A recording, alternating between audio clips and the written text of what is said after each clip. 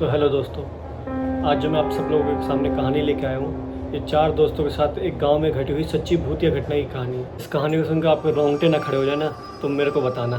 तो बिना देरी के बढ़ते हैं कहानी की तरफ। अगर आप इस चैनल पर नए हैं तो चैनल को सब्सक्राइब करना ना भूलें, क्योंकि ऐसी डेली भूतिया कहानी मैं आप लोगों के सामने लेके आता रहता हूँ। और बने रहें इस वीडियो के साथ। तो ये 4 दोस्त थे, रमेश, सुरेश, पवन और राकेश। इसमें से जो 3 दोस्त थे, रमेश, सुरेश और राकेश, ये लोग यहीं दिल्ली शहर में रहते थे। और जो पवन था अपना, ये किसी एक छोटे से गांव से आता था, कृष्णपुरा नाम के गांव से। एक दिन पवन के पास उसके घर से फ़ोन आता उसके पापा का। उसके पापा कहते हैं कि बेटा जल्दी से घर आ जा, तेरी दादी जी की बहुत ज़्यादा तबीयत ख़राब हो गई है। तो पवन अपने तीनों दोस्तों को अपनी दादी की कंडीशन के बारे में बताता है और ऑफिस से अपनी छुट्टी लेता है और निकल जाता है अपने गाँव की तरफ। उसके तीनों दोस्त उसको सी ऑफ करने आते हैं कि अगर हमारी कोई ज़रूरत होगी तो हमें ज़रूर बताना, और उसको टाटा बाय बाय कह के वापस अपने काम पे लग जाते हैं। इसके करीब 2 दिन बाद पवन का फ़ोन आता है राकेश के फ़ोन पे।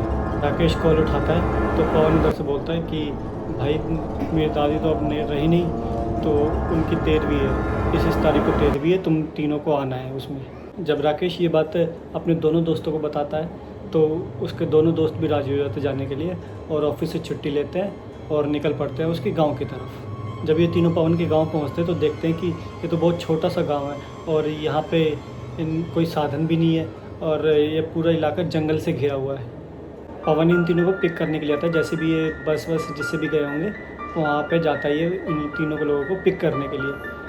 पवन का घर ज़्यादा दूर नहीं था उस जगह से, तो ये तीनों पैदल निकल जाते हैं जंगल से के बीच से होते हुए। पैदल जाते हुए रास्ते में पवन को एक हवेली दिखती है। ये हवेली पूरी तरह से खंडर मालूम पड़ रही थी, पूरी तरह से बंजर। रमेश जो था वो महसूस करता है कि इस हवेली से ठंडी हवा इनके पास से होकर गुजर रही है। ये जून का महीना था, तो रमेश सोचता है कि ये ठंडी हवा इस हवेली से कैसे आ रही है। रमेश जो होता है इसको ऐसी जगहों के बारे में जानने में बहुत ज़्यादा दिलचस्पी होती है, तो वो पवन से पूछता है इस हवेली के बारे में कि ऐसा क्या है इस हवेली में, इसमें से ऐसी ठंडी हवा क्यों आ रही है। तो पवन अपना बोलता है कि इसके हवेली के बारे में मेरे को इतना तो खास जानकारी नहीं है, लेकिन अभी यहाँ से चुपचाप चलो, मैं तुम्हें घर जाके सब कुछ बताऊँगा। घर जाने के बाद रमेश फिर पवन से पूछता है उस हवेली के बारे में कि भाई बता, तूने हमें चुप क्यों करा दिया था उस टाइम पे। उस हवेली के आते ही तू इतना घबरा क्यों गया था और इतना डरा सहमा सा क्यों लग रहा था। इस पे उसके वो जो 2 दोस्त थे राकेश और सुरेश, वो भी बोलते हैं हाँ भाई हमने भी देखा था तुझे ऐसे घबराते हुए, ऐसा क्या हो गया था उस हवेली के आते कि तू इतना घबरा रहा था। तब पवन अपने इन तीनों दोस्तों को बताता है उस हवेली के बारे में कि ये हवेली भूतिया है, यहाँ पे आत्मा भटकती रहती है। ये तीनों दोस्त इस बात को मजाक में ले जाते हैं और कहते हैं सच में, अगर ऐसा है तो उस चुड़ैल से तो हम भी मिलना चाहेंगे, उस भूत से, उससे मिलवा के हमारी दोस्ती भी करवा दे। ये कहकर तीनों हंसने लग जाते हैं। उसी टाइम पवन के पापा उसी तरफ से गुजर रहे थे, तो ये उन चारों की बातें सुन लेते हैं और वहाँ पर बोलते हैं ऐसी चीज़ों का बेटा मजाक नहीं उड़ाना चाहिए, ऐसी चीज़ें एक्चुअल में एग्जिस्ट करती हैं, जैसे तुम लोग भगवान पे विश्वास करते हो वैसी भूत प्रेत आत्माएं होती हैं। फिर चारों उस हवेली के बारे में पूछने लगते हैं पवन के पापा से कि ऐसा क्या है उस हवेली में जिस वजह से वो भूतिया हवेली बन गई है। तो पवन के पापा उस हवेली के बारे में बताना स्टार्ट करते हैं कि बेटे ये हवेली आज से 150 साल पुरानी हवेली है। यहाँ पे सामंत ठाकुर और उसकी वाइफ सावित्री देवी रहती थी। शादी के कई सालों तक उनका जीवन काफ़ी अच्छे से चल रहा था, बहुत अच्छे से खुशहाल जीवन चल रहा था उनका। लेकिन कुछ सालों बाद सामंत ठाकुर के स्वभाव में अचानक से बदलाव आने लगे, चेंजेस आने लग गए थे। जब सामंत की वाइफ इस बारे में पता करती है तो उसे पता चलता है कि उसका पति जो है वो तंत्र मंत्र की विद्या लेता है, ताकि वो अभी जितना अमीर है उससे भी और कई गुना ज़्यादा अमीर हो जाए। उसकी पत्नी सावित्री देवी ने उसे कई बार समझाया कि ये तंत्र मंत्र की विद्या लेना बंद कर दे, लेकिन सामंत ठाकुर नहीं मानता। एक अमावस्या की रात को सामंत ठाकुर एक अनुष्ठान कर रहा था। इस अनुष्ठान से होता ये कि वो और ज़्यादा अमीर और पावरफुल बन जाता, लेकिन इस अनुष्ठान में उसको किसी स्त्री की बलि देनी थी, तो वो अपनी ही पत्नी सावित्री देवी की बलि दे देता है उस अनुष्ठान में। और जो सावित्री देवी की आत्मा थी वो उसी हवेली में कैद होकर रह गई हमेशा के लिए। फिर एक रात अचानक से सामंत ठाकुर की भी मृत्यु हो जाती रहस्यमयी तरीके से।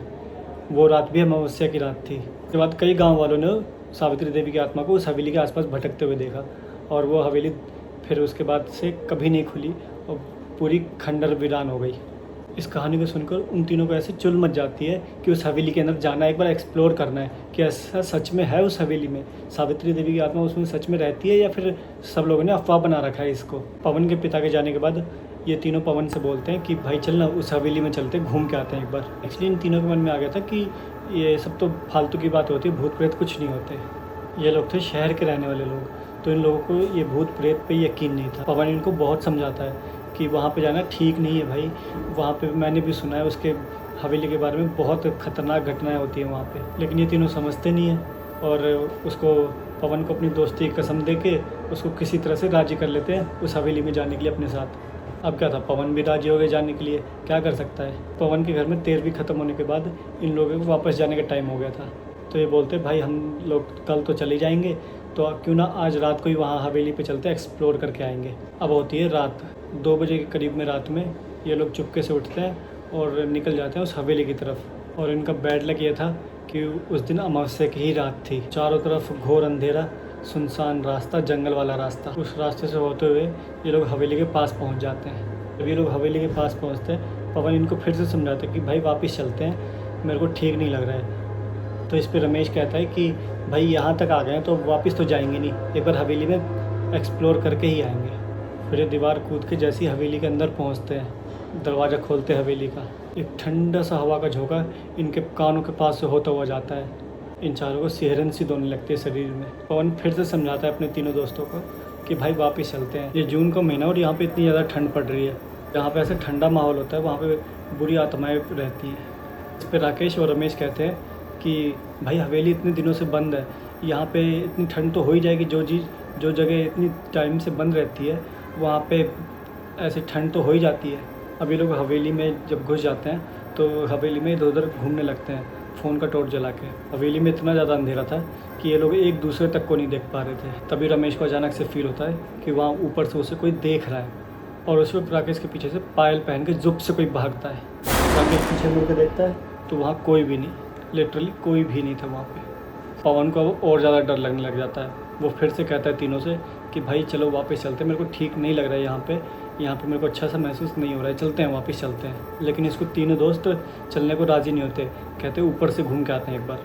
चारों धीरे धीरे ऊपर की तरफ जाने लगते हैं। चरमराती हुई सीढ़ियों से चर चर की आवाज़ आ रही थी, लकड़ी की सीढ़ियाँ थी ना, इस वजह से। ही चारों ऊपर पहुँचते हैं, उन्हें किसी के रोने की आवाज़ आने लगती है। राकेश कहता है ये रोने की आवाज़ कहाँ से आ रही है भाई, चलो एक बार चल के देखते हैं।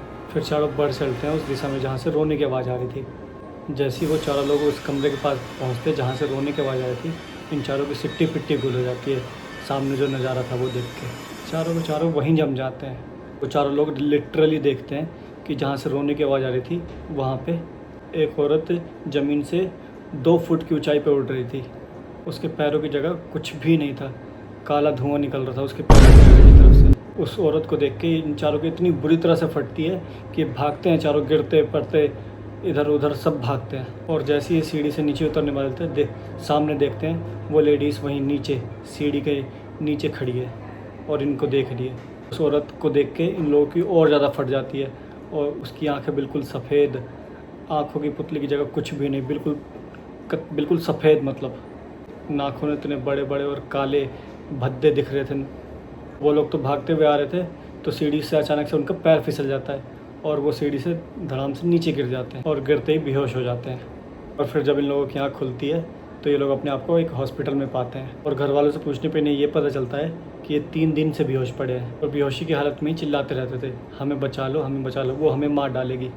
1 हफ्ते बाद इन लोगों का डिस्चार्ज हो जाता है। हॉस्पिटल वाले कह देते हैं कि आप अभी इनको घर ले जा सकते हैं, ये ठीक है। लेकिन उस दिन के बाद ये चारों उस हवेली की तरफ कभी मुड़ के भी नहीं देखा उन लोगों ने।